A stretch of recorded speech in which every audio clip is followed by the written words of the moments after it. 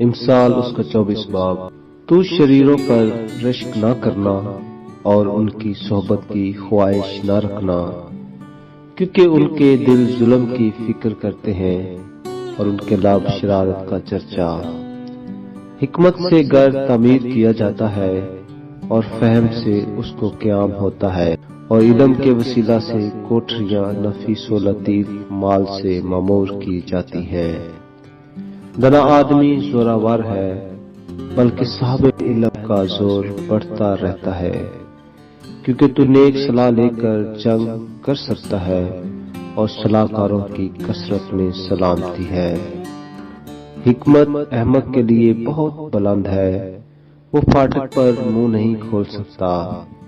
جو بدی کے منصوبہ باندھتا ہے فتنہ انگیز کہلائے گا۔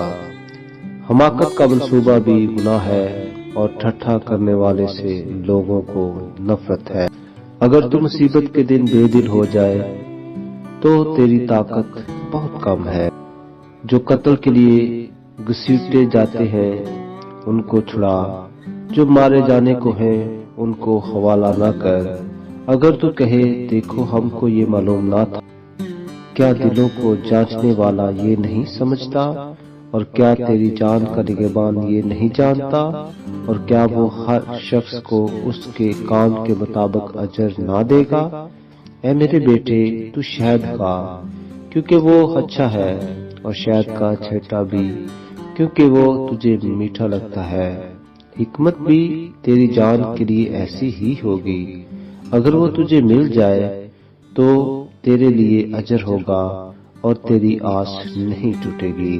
اے شریر تو صادق کے گھر کی گاٹ پہ نہ بیٹھنا، اس کی آرام گاہ کو غیرت نہ کرنا، کیونکہ صادق 7 بار گرتا ہے اور پھر اٹھ کھڑا ہوتا ہے، لیکن شریر بلا میں گر کر پڑا ہی رہتا ہے۔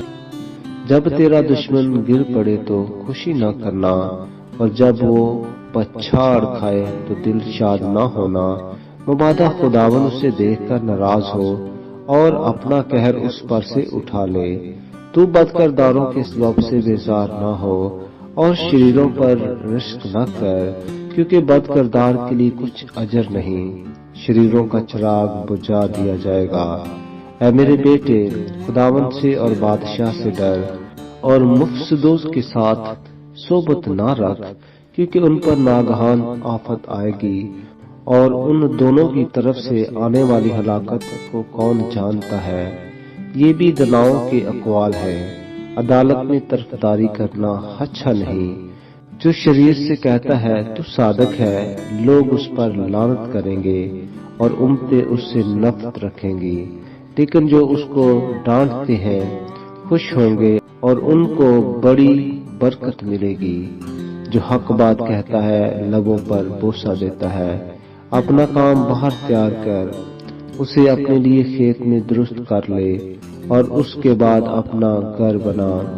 بے سبب اپنے ہمسایہ کے خلاف گواہی نہ دینا اور اپنے لبوں سے فریب نہ دینا۔ یوں نہ کہے کہ میں اس سے ویسا ہی کروں گا جیسا اس نے مجھ سے کیا، میں اس آدمی سے اس کے کام کے مطابق سلوک کروں گا۔ میں کاہل کے کھیت کے اور بے عقل کے تاکستان کے پاس سے گزرا، اور دیکھو وہ سب کا سب کانٹوں سے بھرا تھا اور بچھو بوٹی سے ڈکا تھا، اور اس کی سنگین دیوار گرائی گئی تھی۔ تب میں نے دیکھا اور اس پر خوب غور کیا، ہاں میں نے اس پر نگاہ کی اور عبرت پائی۔ تھوڑی سی نیند ایک اور جھپکی، ذرا پڑے رہنے کو ہاتھ پر ہاتھ، اسی طرح تیری مفلسی رہزان کی طرح اور تیری تنگ دستی مسلح آدمی کی طرح آ پڑے گی۔ آمین۔